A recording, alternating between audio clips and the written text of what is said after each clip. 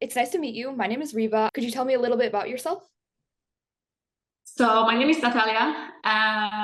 Actually, I was born in Poland in Europe, and then I moved to Australia 8 years ago. So I'm living in a beautiful country that's supposed to be nice and sunny, but it's winter, so it's cold and rainy. All the way from Europe further, right? And yeah, I was diagnosed with MS in 2018.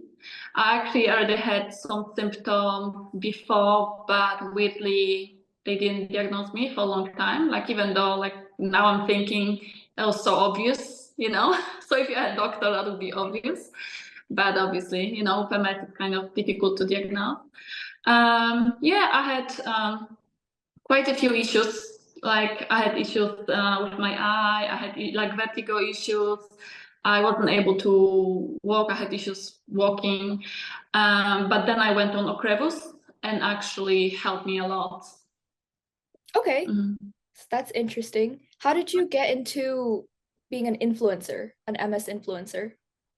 I think mostly because when I was diagnosed in 2018, it was difficult for me to accept the fact that I have MS.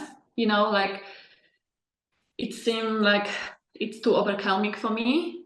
I was trying to actually find like some support groups to talk to other people, but there was nothing in my city. Then the COVID came, so it was just, I felt lonely and scared. And actually, it took me 2 years to accept the fact that I have MS. And pretty much that's why I have decided to start talking about it. And honestly, it's like the most beautiful community.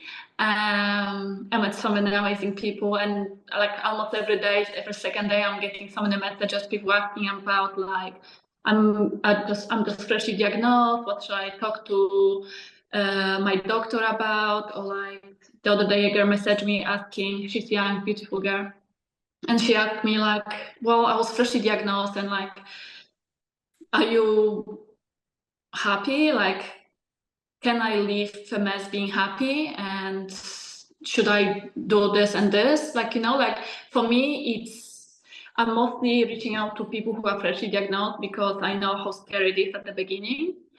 And yeah, pretty much that's why. I see. How has your journey as an influencer been? Ups, downs, highlights? You know what? I would say sometimes it gets a bit dark when actually the reality hits you. So I'm always trying to be positive and happy, but obviously sometimes you have the days which is